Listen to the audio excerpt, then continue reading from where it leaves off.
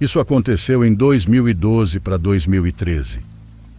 Eu e minha irmã fazíamos curso técnico de manhã, porém à tarde ela fazia estágio. Pois bem, todo dia que ela chegava, eu geralmente estava mexendo no meu computador na copa da cozinha.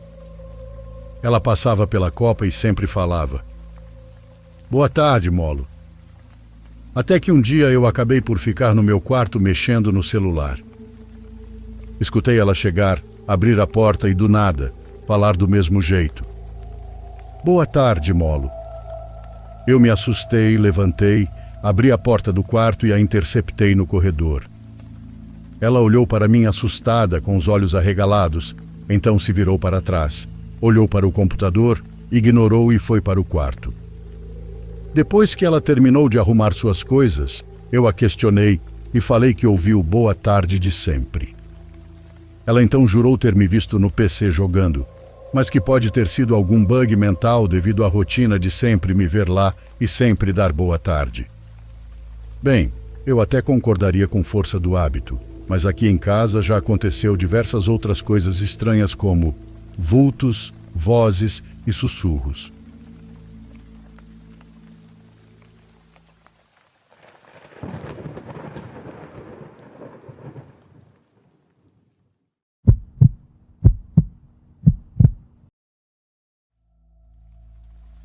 Me chamo Augusto e desde 2007 eu moro no Chile.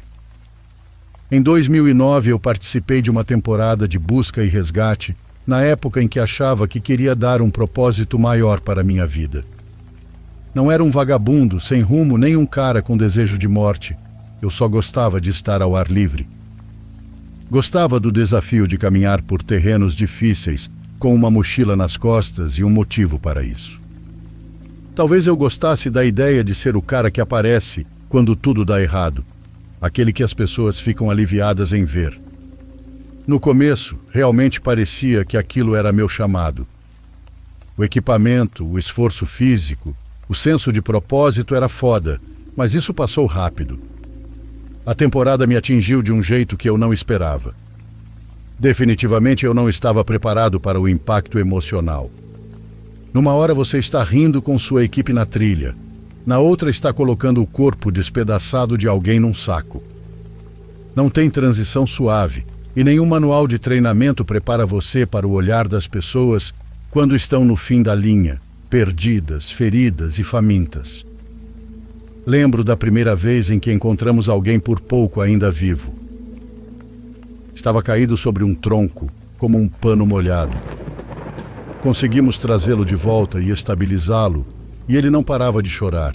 Chorava feito uma criança, convencido de que ia morrer ali.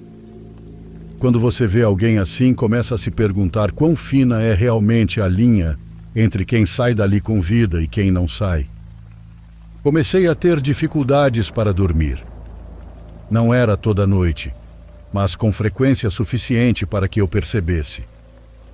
Ficava acordado, revendo os resgates na cabeça, me perguntando o que perdi, o que fiz errado e o que deixamos de encontrar. Depois de um tempo, parei de contar para as pessoas que eu trabalhava com busca e resgate. Não queria responder as mesmas perguntas de sempre. Não queria que criassem uma história de herói sobre mim. Mas de todos os chamados que atendemos naquela temporada, há um que eu penso muito mais do que deveria. Foi no fim de junho, pouco antes do ar à noite começar a ficar cruel e o vento passar a ter outro som. Recebemos um chamado sobre um grupo de alpinistas presos no topo de uma montanha. Não era para ser nada fora do comum, apenas alpinistas experientes, bem preparados, pegos de surpresa por uma tempestade repentina. Isso acontece muito mais do que se imagina. Achamos que seria simples alcançá-los, estabilizar quem precisasse e então descer. Mas essa missão não saiu nada como o planejado. Algo deu muito errado lá em cima, e até hoje não sei ao certo o que foi que enfrentamos. Recebemos o chamado entre 12:00 e 1h. Eles ativaram o sinal de emergência e ligaram freneticamente para a central. A mulher na linha chamada Érica estava apavorada.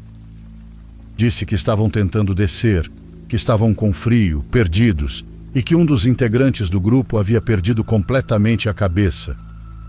Essas foram as palavras exatas. Ele surtou total, não sabemos o que fazer. Os guardas florestais pegaram o mapa da área, traçaram a última localização conhecida e nos enviaram. A tempestade chegou rápido e com força. Chovia no início da trilha, mas mais acima já era neve e acumulando rápido. O pico mais alto não exigia escalada técnica, a não ser que você saísse da trilha.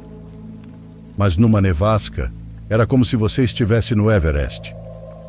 O vento cortava direto pela jaqueta e você mal conseguia ouvir a própria respiração.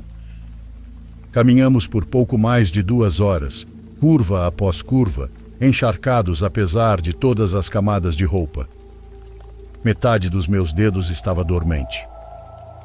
O rádio preso no meu peito era checado o tempo todo, esperando algum contato dos alpinistas desaparecidos.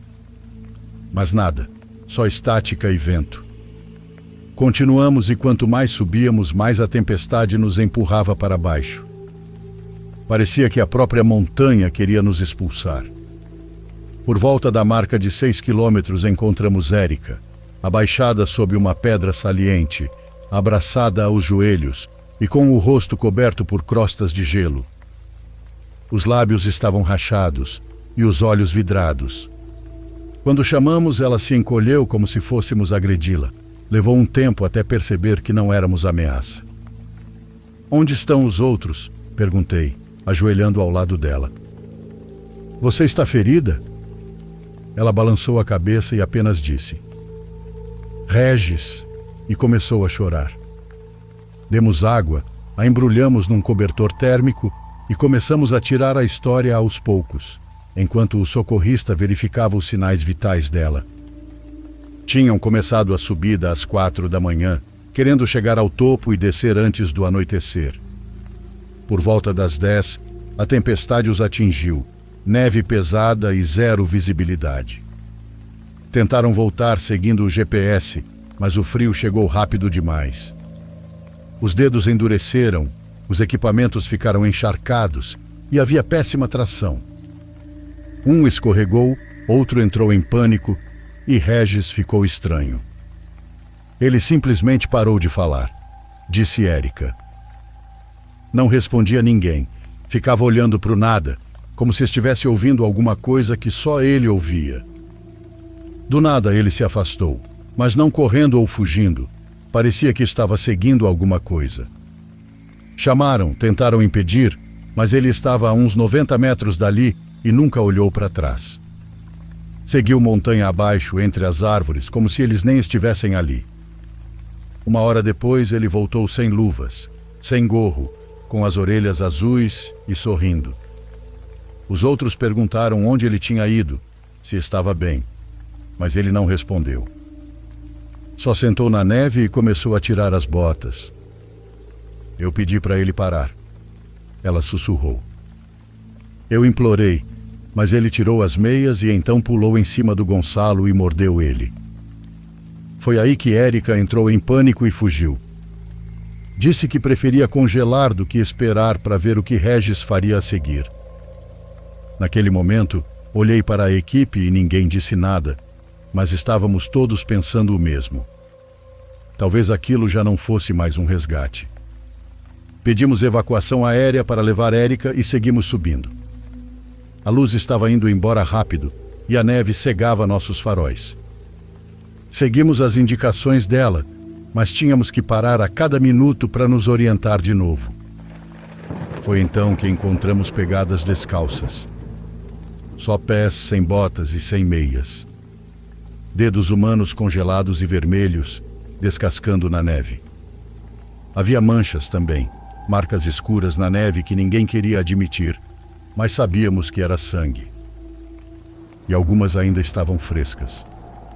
Um dos rapazes avisou pelo rádio. Pegadas indo para noroeste e parecem recentes.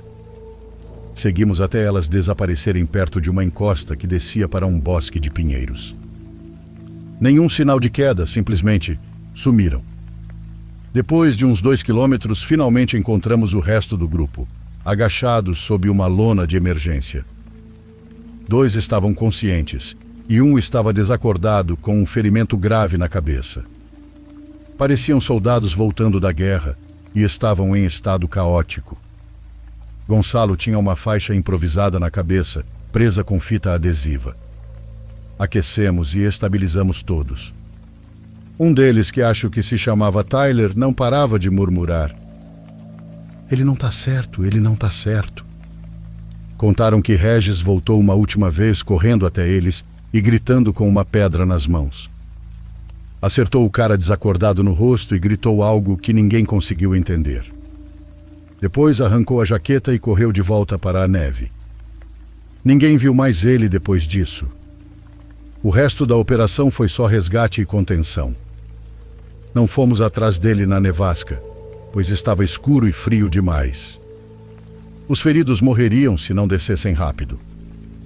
Regis havia sumido na neve, descalço, sem equipamento, sem luz e com a cabeça tomada por ruído. Mas não fazia sentido. Hipotermia faz as pessoas agirem estranho, sim, mas aquilo era além disso. Parecia que algo dentro dele havia se quebrado.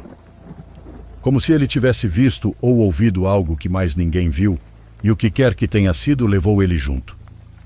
Os alpinistas desceram vivos naquela noite de algum jeito. A evacuação foi caótica, levou horas, mas ninguém mais morreu. Gonçalo precisou de cirurgia na mão, e o ferido na cabeça sobreviveu, mas demorou muito para recuperar a memória. Nenhum deles deu uma versão clara sobre o que aconteceu com Regis. Depois do primeiro relatório, todos se calaram. Fizemos uma nova varredura na manhã seguinte, com o vento mais calmo e a neve parecendo limpa de novo. Nada dele e as pegadas descalças não levavam a lugar algum. Sem corpo, sem mochila e sem equipamento. Alguns colegas brincaram sobre espíritos da montanha, coisas de cabana, mas nenhuma dessas teorias colou. Todos sentimos algo lá em cima. Algumas semanas depois, saí da equipe de resgate de vez. Disse que o plantão estava atrapalhando meu trabalho, o que era verdade. Mas o motivo real é que eu simplesmente não queria mais estar lá. Não daquele jeito. Não com aquela responsabilidade. Ver alguém desmoronar assim muda você. Num momento, um colega está amarrando cordas com você, planejando a subida, e no outro está descalço, sangrando, mordendo um colega e gritando para o vento. E depois está morto. Encontraram o corpo dele numa vala de escoamento, 900 metros abaixo de onde o viram pela última vez. Estava caído de um jeito que mostrava que a queda foi forte e rápida. O corpo nu estava torcido ao redor de uma pedra, como um boneco. A mandíbula aberta, os olhos fundos e metade do rosto destruída. O laudo do legista foi curto: exposição, trauma contundente e provável psicose induzida por hipotermia. Nada fora do padrão.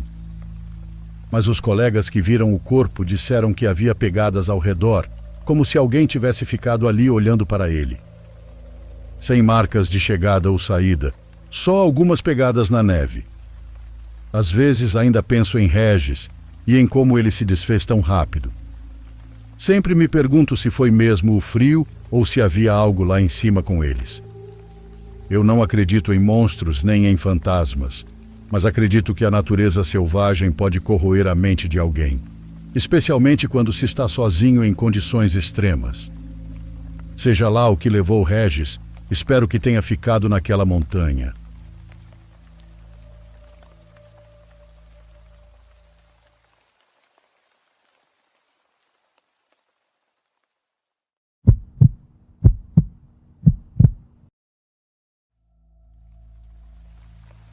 Sou sacerdote, pertenço a uma ordem religiosa, por isso vivo em um convento, e o que quero contar é algo que foge de tudo o que aprendi, conheci e experimentei. Esta é a primeira vez em que não sei o que aconteceu, nem como aconteceu algo que se deu praticamente diante dos meus olhos. De forma anônima, quero compartilhar este relato. É a primeira vez que faço isso, e por isso não revelo meu nome. Não vou enrolar muito, pois não pretendo contar tudo sobre minha vida privada. Tudo começou num dia em que eu estava na minha escrivaninha, revisando alguns papéis, quando de repente a Madre Superiora chegou dizendo que encontrou em um dos corredores uma corrente peculiar, que tinha um design muito estranho. Ela a envolveu em uma toalhinha e me mostrou. Só de olhar, senti o lugar ficar sombrio. A temperatura do quarto mudou de repente e nós dois percebemos.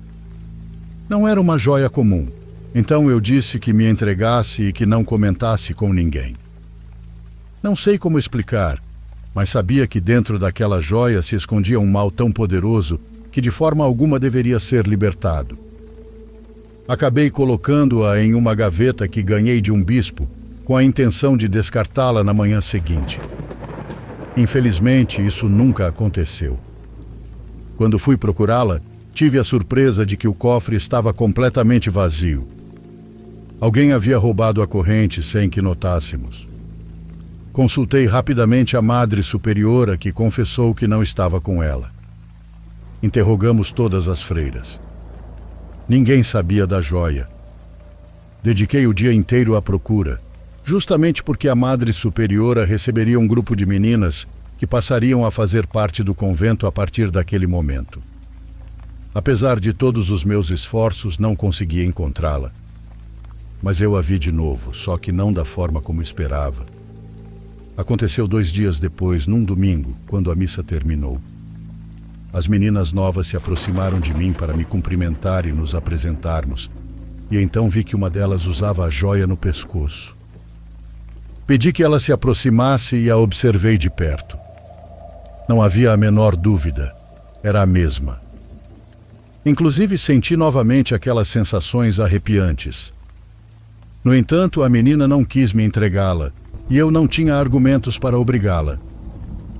Quando perguntei quem lhe havia dado, ela respondeu que ganhou por ser muito obediente. Havia algo em seu sorriso que me queimava o peito. Conversei com a Madre Superiora. Disse a ela que, de qualquer forma, era preciso tirar aquela joia da menina, mas ela falhou em todas as tentativas. A menina não tirava a corrente por nada, e por alguma razão que desconheço, a madre tinha medo de interagir com a menina. O mal estava entre nossas meninas e não tínhamos como expulsá-lo.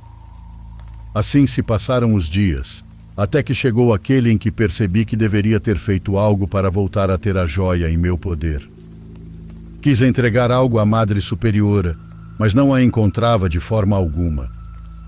Fui até seu quarto e notei que a porta estava aberta. Ao olhar, me deparei com uma cena que nunca sairá da minha mente. Lá dentro estava a menina que usava a joia no pescoço e sobre a cama jazia a Madre Superiora, sem vida. Entrei e confirmei. Ela não respirava, não tinha pulso. Seu coração não batia, e o medo só piorou quando aquela pequena me lançou um olhar inocente e disse: "O senhor viu, padre, eu sou uma menina muito obediente." Ela ria, mas não era uma menina inocente que falava comigo, e sim o mal que habitava na corrente. Curiosamente, ela me obedeceu quando mandei que fosse com as outras irmãs. Rapidamente chamei as autoridades, mas não fui capaz de mencionar que vi a menina ao lado do corpo. De qualquer forma, não encontraram provas que a incriminassem, e jamais soube como tirou a vida da nossa irmã. Ela não morreu por causas naturais, e eu não tive outra escolha senão deixar tudo nas mãos de Deus. No entanto, decretei que aquela menina não poderia ficar mais tempo no convento, então a transferi para outro lugar e nunca mais a vi. Talvez tenham tido problemas com ela. Sei que foi uma decisão muito covarde, mas não tinha outra maneira de afastar o mal de mim. Podem me julgar, mas não imaginam o terror que senti ao me deparar com algo que não pude confrontar, e por isso perdi uma grande amiga.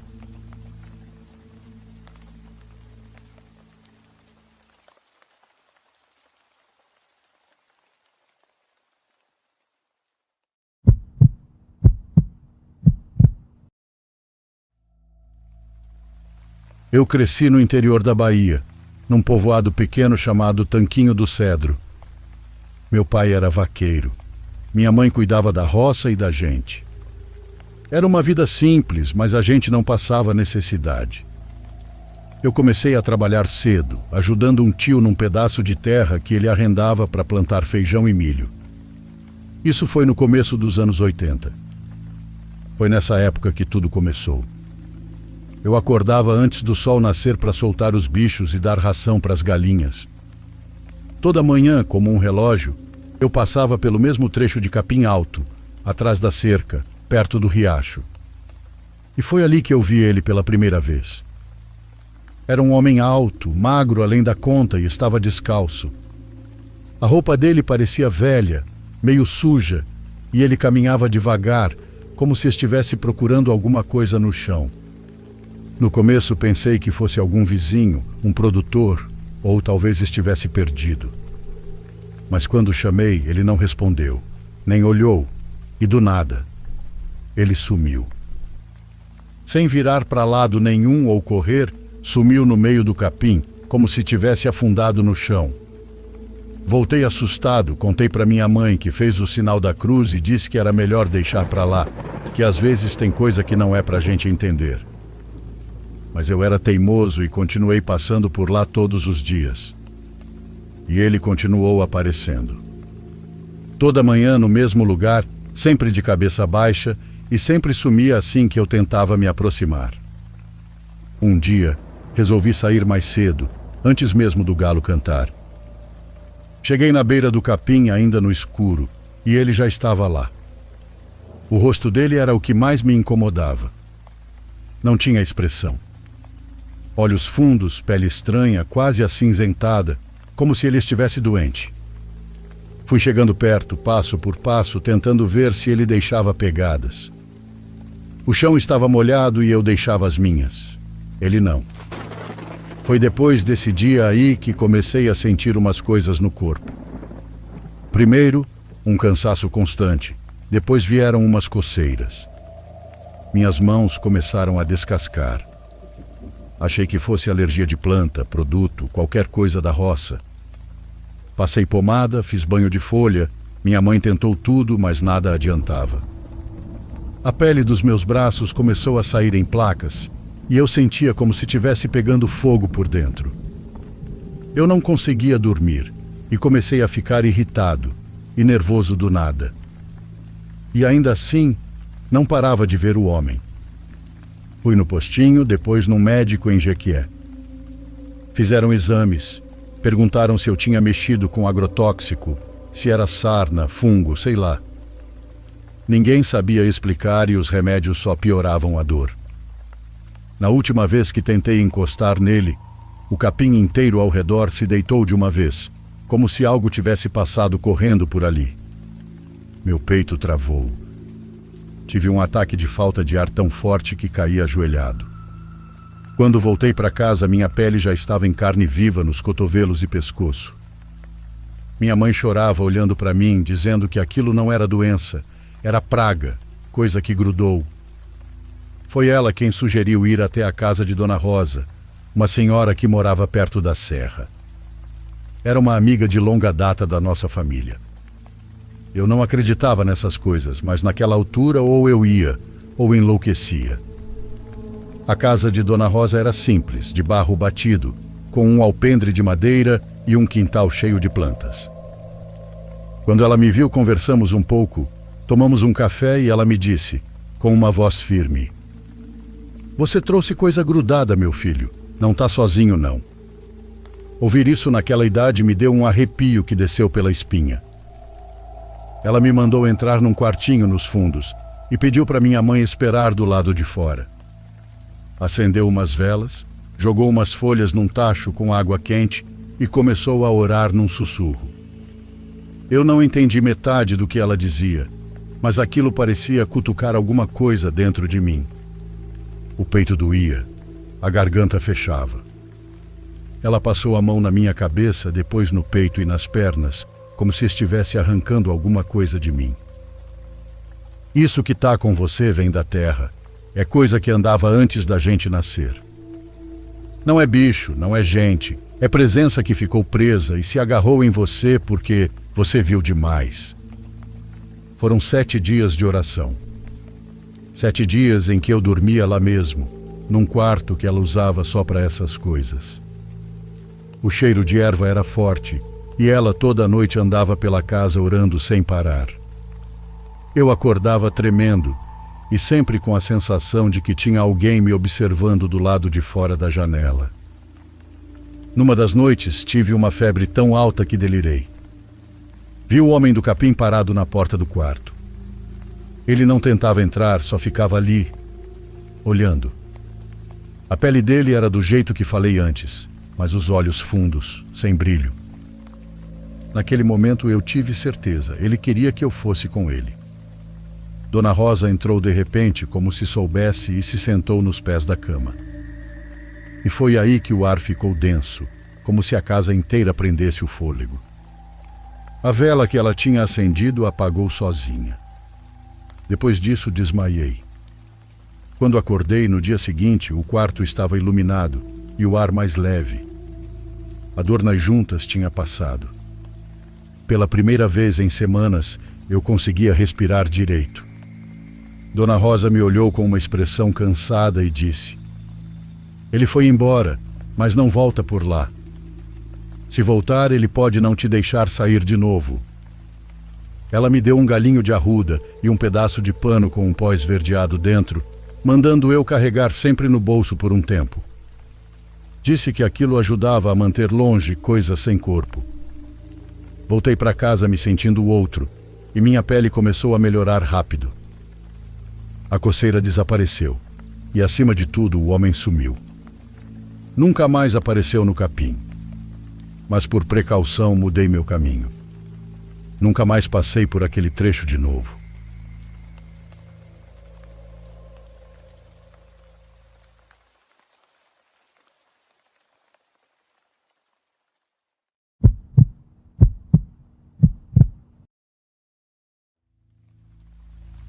Eu estava acampando sozinho numa trilha a apenas 1 hora ao norte de Fairbanks, no Alasca, perto da cadeia montanhosa White Mountains. Já fazia 2 dias que eu estava ali, com tudo montado e organizado. Era um pouco depois do meio-dia e eu tinha acendido a fogueira cedo. Estava sentado ao redor dela, comendo alguma coisa e curtindo o silêncio, quando um homem apareceu. Eu tomei um susto porque não tinha visto absolutamente ninguém durante os 2 dias inteiros em que fiquei naquele lugar. Nem mesmo animais, para falar a verdade. E o mais estranho foi que eu também não ouvi ele se aproximando. Não vi de onde veio, se surgiu da trilha ou saiu direto do meio do mato. Mas ele parecia ser só mais um campista com mochila nas costas, equipamento e roupas apropriadas. E o jeito dele era tranquilo, educado até. Ele simplesmente me perguntou se eu sabia onde ficava a cabana. Embora eu nunca tivesse ido à cabana que ele mencionou, eu sabia do que ele estava falando. Muitas trilhas naquela região têm esses pequenos abrigos públicos que você pode usar temporariamente enquanto faz a caminhada. Normalmente são mal conservadas e funcionam por ordem de chegada. Durante aqueles 2 dias no acampamento, eu tinha notado uma trilha bem fina saindo da mata e presumi que levava a uma dessas cabanas. Então falei para ele que se tivesse uma cabana por ali, provavelmente era naquela direção. Ele agradeceu e foi embora. Não pensei muito sobre isso, só fiquei surpreso de encontrar alguém por ali também. Passei o resto do dia tranquilo, cuidando da fogueira e descansando. Aquela seria minha última noite antes de voltar, então eu só queria aproveitar o silêncio e o visual calmo do lugar. Devia ser umas 9 ou 10 da noite, mas nessa época do ano lá no Alasca, o sol não se põe de verdade. Fica escuro, mas nunca completamente, não como em outros lugares. O sol estava quase tocando o horizonte, projetando sombras compridas sobre a floresta, quando vi alguém saindo das árvores, andando na minha direção. Quando chegou mais perto, vi que era o mesmo campista de antes. Fiquei confuso, claro, mas ele logo explicou que não conseguiu encontrar o abrigo. Eu disse que talvez eu só tinha presumido, mas então ele se corrigiu e falou que na verdade nem chegou a encontrar a trilha que eu tinha mencionado e queria saber se eu podia levá-lo até lá. Achei estranho ele ter ficado fora por tanto tempo se nunca encontrou a trilha. Tipo, o que ele ficou fazendo esse tempo todo, se não foi até o abrigo? Tentei explicar novamente onde ficava o caminho, mas ele insistiu.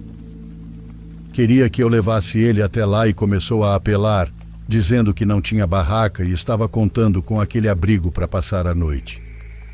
Fiquei com pena, e mesmo achando tudo aquilo meio esquisito, contra minha vontade, resolvi mostrar o caminho.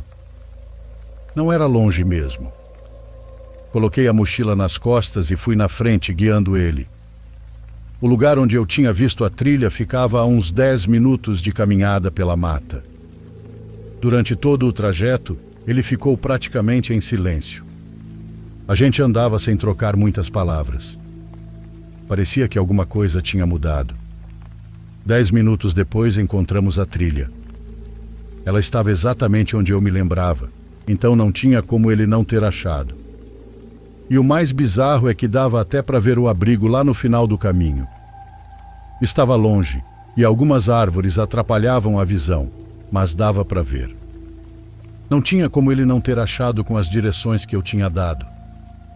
A gente andou mais um pouco, chegando mais perto da cabana, mas o homem parecia insatisfeito. Eu esperava um obrigado ou algo assim, mas ele só disse que aquela não era a cabana certa. Eu não entendi o que ele quis dizer. Continuamos andando, praticamente chegando na frente da cabana. Ela definitivamente estava em más condições, mas isso é algo comum nesses abrigos públicos. Não dá para contar muito com eles, já que às vezes as pessoas até defecam lá dentro. Essa em particular parecia abandonada fazia anos. Janelas quebradas, madeira mofada e estrutura podre. Foi aí que percebi que ele tinha ficado em silêncio de novo. Virei para trás. Ele tinha parado de andar e agora estava a uns 3 metros de mim parado, segurando uma faca. O rosto dele estava duro e os olhos, vazios e mortos. E aí ele disse, com a voz monótona e sem emoção nenhuma: "Entra." Tentei perguntar que diabos ele estava fazendo, mas ele repetiu com a mesma frieza, mandando eu entrar na cabana. Meu corpo entrou em alerta. Eu estava furioso por ele ter se aproveitado da minha boa vontade, mas também morrendo de medo, porque eu sabia que estava sozinho com ele, no meio do nada. Decidi que entrar na cabana era a pior coisa que eu podia fazer. Como ainda havia uma certa distância entre a gente, larguei minha mochila no chão e saí correndo. E o estranho foi que eu não ouvi ele correndo atrás de mim. Quando já estava mais longe dentro da floresta, olhei para trás e ele ainda estava parado no mesmo lugar, ainda segurando a faca. Andei por mais um tempo até achar um lugar seguro para me esconder. Fiquei lá talvez meia hora, esperando que ele tivesse ido embora. Depois, aproveitando a escuridão, voltei discretamente pelas árvores em direção ao abrigo. O homem tinha sumido, ou pelo menos não estava mais parado na frente da cabana. Mas minha mochila também tinha sumido. Na hora eu achei que tinha sido esperto ao largar ela para correr mais rápido. Minha mochila continha meu celular, carteira e chaves. Saí dali o mais quieto que pude e fui voltando para o meu acampamento. E quanto mais eu me aproximava, mais meu coração disparava. Eu sentia que ainda não estava sozinho. E então eu vi o brilho da fogueira acesa, bem no centro do meu acampamento. Achei que ela já teria apagado há horas. Cheguei um pouco mais perto, minha barraca ainda estava de pé e, à primeira vista, o homem não estava por perto.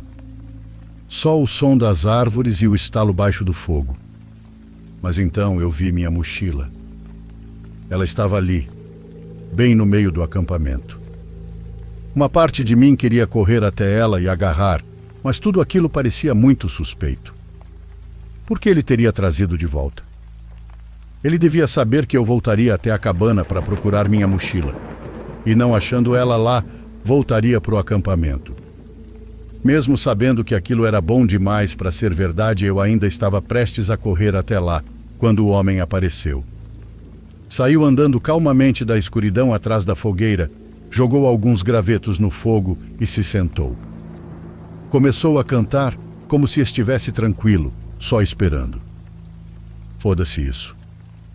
Virei as costas e segui pela trilha principal, caminhando no escuro até voltar para a estrada. Demorei horas para conseguir que algum carro parasse e me ajudasse. Depois chamei a polícia. Na manhã seguinte, eles foram até a floresta com os guardas florestais, mas não encontraram nada.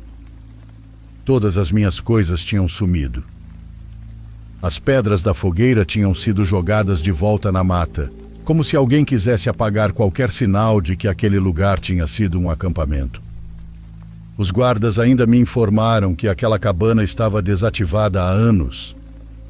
Essa experiência me deixou perturbado por muito tempo. Não conseguia confiar em ninguém. Com o tempo fui melhorando, mas até hoje fico pensando o que poderia ter acontecido se eu tivesse entrado naquela cabana ou tentado pegar minha mochila. Provavelmente eu estive a uma única decisão errada de nunca mais sair daquela floresta.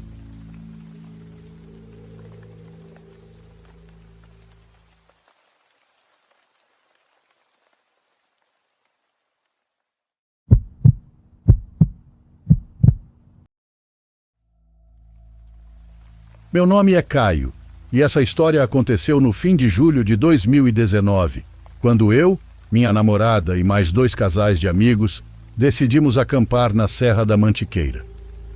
Era um plano antigo nosso juntar as barracas, fogareiro, violão, umas garrafas de vinho e passar 2 dias longe de tudo, sem sinal, sem barulho de cidade, só a gente e a natureza. Escolhemos uma região mais afastada, onde um amigo nosso, o Danilo, tinha ido uma vez com o tio e garantiu que era seguro e bonito. Disse que tinha uma clareira boa para montar acampamento e uma vista linda da serra ao amanhecer. Saímos de São Bento do Sapucaí numa sexta-feira de carro com tudo o que precisávamos. Deixamos os carros em um ponto mais alto, perto de uma estradinha de terra onde dava para parar sem atrapalhar o caminho, e seguimos a pé com as mochilas. Levamos quase 40 minutos de trilha até chegar na clareira. Quando chegamos, estava tudo perfeito. O lugar era cercado de araucárias altas, o chão era seco e nivelado e dava para ver o vale inteiro mais abaixo. Tinha cheiro de mato molhado e aquele ventinho frio de fim de tarde na serra. Armamos as barracas, acendemos uma fogueira pequena, assamos uma carne e ficamos conversando até tarde, bebendo e rindo. Na primeira noite tudo estava bem normal, para se falar a verdade. O silêncio era absoluto e o frio apertou de madrugada, mas o saco de dormir deu conta. Acordamos com o sol batendo de leve nas barracas e aquela paz que só lugar de mata consegue dar. Passamos o dia explorando os arredores, subindo umas pedras e tirando foto. À noite fizemos um jantar simples e ficamos em volta da fogueira. Em determinado momento, a Ana, namorada do Danilo, perguntou se ninguém tinha ouvido um assobio vindo da mata. Achamos que era brincadeira, mas o Dani confirmou que tinha ouvido sim, como se fosse uma resposta distante, vinda da esquerda, onde o mato era mais fechado. O José, que estava com a gente, disse que podia ser alguma ave noturna, mas a Ana falou que não era som de bicho. Ficamos mais atentos depois disso, mas não ouvimos mais nada naquela noite. Quando fomos dormir, deixamos a fogueira quase apagada por precaução. Acordei no meio da madrugada com uma sensação estranha. Não sei dizer se foi sonho ou barulho real. Era como se tivesse passos no mato, lentos, quebrando folhas secas. Mas quando abri o zíper da barraca e olhei, não vi nada. Só o escuro e os vultos das árvores. Na manhã seguinte, enquanto tomávamos café, o José comentou que o Danilo não estava na barraca dele. Achamos que podia ter ido no mato fazer suas necessidades, mas ele não voltava. Chamamos, procuramos em volta, subimos uns trechos da trilha e nada. Depois de quase meia hora de procura, encontramos ele mais abaixo, sentado em uma pedra, encolhido, com uma expressão apática. Ele não lembrava como tinha ido parar ali. Disse que sonhou com uma mulher de vestido branco andando entre as árvores, chamando ele pelo nome e que acordou ali sem entender. Voltamos com ele para o acampamento assustados, mas tentamos levar na brincadeira, dizendo que era a bebida. Mas naquela noite as coisas começaram a ficar erradas de verdade. Foi por volta das 2 da manhã. Todos já estavam nas barracas, mas eu não conseguia dormir. Estava virando de um lado para o outro quando ouvi um estalo mais forte. Em seguida, um assobio baixo. E veio outro assobio, de outro ponto da mata. E mais um. 3. De lugares diferentes, como se tivesse gente em volta da gente, assobiando entre si. Me arrepiei todo. Sentei no saco de dormir e fiquei ali tentando entender. Alguém ou alguma coisa estava fazendo aquilo. Não consegui dormir o resto da noite. Só levantei quando o céu começou a clarear e ouvi os outros se mexendo. Mas o mais estranho é que, ao sairmos da barraca, vimos marcas no chão. Eram pegadas grandes demais para serem de pé humano e mais profundas do que seria normal. Tinham dado a volta no acampamento. Nessa hora, todo mundo ficou em silêncio e foi a Ana quem falou primeiro. Aquilo que eu ouvi não era bicho, era outra coisa. A gente decidiu desmontar tudo e ir embora antes do sol descer. Mas antes de sairmos, o José chamou a gente para ver uma coisa. Um pouco mais adiante, no começo da mata, havia uma trilhazinha estreita que ninguém tinha notado antes. E nela, amarrado entre 2 galhos, tinha um pedaço de pano branco, como se fosse um vestido rasgado, mas manchado de sangue. A gente não falou nada. Só pegou as coisas, subiu a trilha até os carros e foi embora. Até hoje, quando tentamos lembrar daquela noite, as falas são sempre as mesmas. O que estava acontecendo naquele lugar? Nunca mais voltamos lá e nunca mais acampamos em lugar sem gente por perto.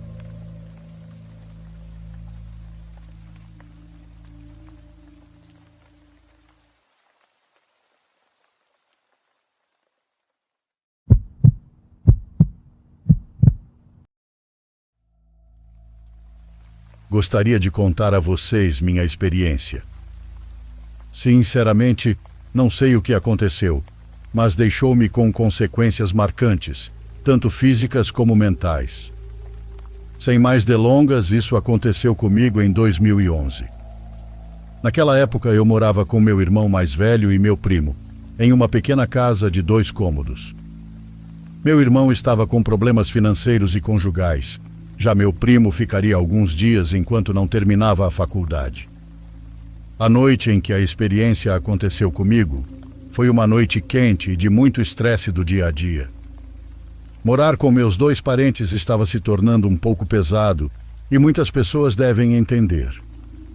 Fui ao banheiro. Quando me aproximei do corredor onde fica o banheiro, vi meu irmão. O cumprimentei e ele acenou de volta. Quando pisquei, já não estava em casa.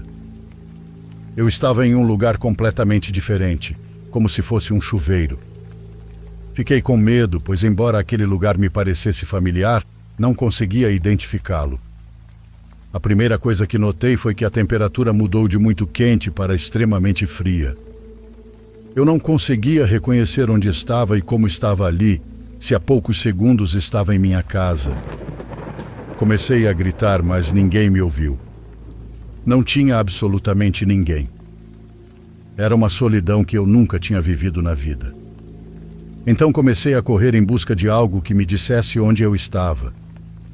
Eu estava tremendo e o frio literalmente queimava meus pés descalços. Além disso, o chão estava molhado e a água era muito gelada. A possibilidade de escorregar era um fato, e fiz isso diversas vezes, me machucando e esfriando ainda mais meu corpo ao cair naquela água. Tudo estava úmido, paredes, móveis e o ar. A iluminação era feita por tubos que pareciam estar dentro do teto, cobertos por um vidro branco. Os tubos não faziam barulho, só às vezes perdiam energia, mas nunca apagavam. O barulho incessante das gotas d'água caindo, além do cheiro de umidade, estavam me enlouquecendo. Eu queria sair de lá imediatamente, mas por mais que eu corresse, não havia nada além de chuveiros nas duas extremidades do lugar. Nenhuma porta, janelas ou qualquer acesso ao local. Era apenas um quarto, um corredor e outro quarto. As paredes eram brancas e abaixo tinham azulejos um pouco amarelados. Os dois ambientes finais eram chuveiros, sem nenhum bloqueio ou divisão. O corredor que os ligava parecia uma espécie de vestiário, pois tinha cadeiras de madeira e ganchos para pendurar coisas. Embora possa parecer um tanto familiar, tudo era extremamente etéreo, como se fosse irreal. A falta de acesso me fez pensar. Como entrei? Minha mente era um mundo de perguntas e nenhuma resposta. Nada disso fazia sentido. Sentei-me numa tábua de madeira no centro daquele corredor que servia de assento. A tristeza tomou conta de mim e comecei a chorar. O frio e o cansaço estavam me dominando. Me senti sozinho e angustiado, não só pela situação que estava passando, mas porque o próprio lugar causava tristeza, solidão e melancolia. Fiquei tentando me aquecer de alguma forma e notei a hora. Já havia se passado 1 hora, ou seja, naquele local o tempo também passou, quando do nada ouvi um barulho. Era um barulho alto de algo sendo movido. Também ouvi os chuveiros pingando.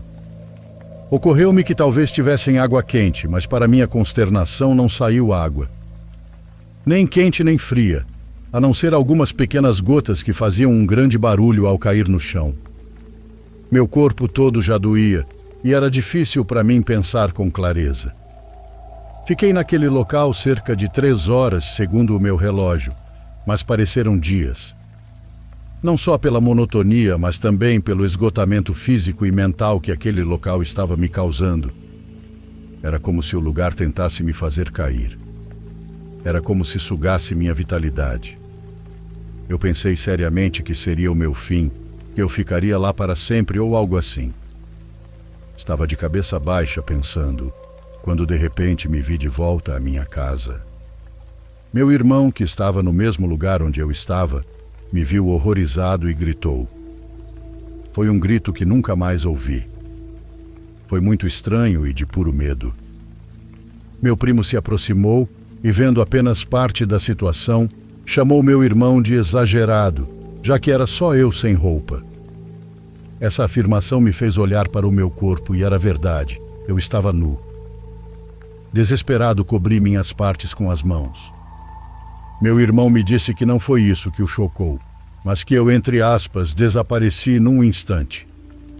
Ele afirma que viu como eu simplesmente desapareci de um segundo para o outro, apenas para retornar em menos de um piscar de olhos. Meu primo, obviamente, não acreditou nele, mas contei-lhes minha experiência da melhor maneira que pude. Além de eu ter perdido minhas roupas de um segundo para o outro, meu relógio também não foi encontrado em lugar nenhum. Sem muita energia, pedi uma cadeira, pois mal conseguia me mover. Quando me sentei, comecei a chorar. Todos os sentimentos negativos daquele local vieram à tona.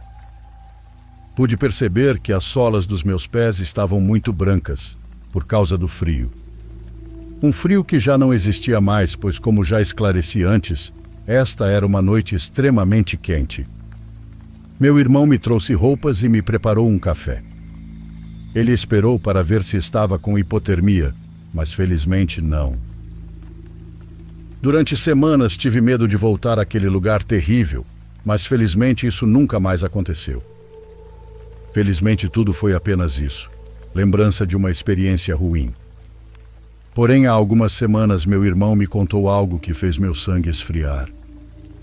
Ele me contou que na casa dele, A mesma onde eu, entre aspas, desapareci, apareceram minha cueca, a camiseta e meu relógio, no mesmo lugar onde reapareci naquela noite. Tudo estava muito molhado e meu relógio estava estragado. A parte digital está desgastada e a bateria vazando.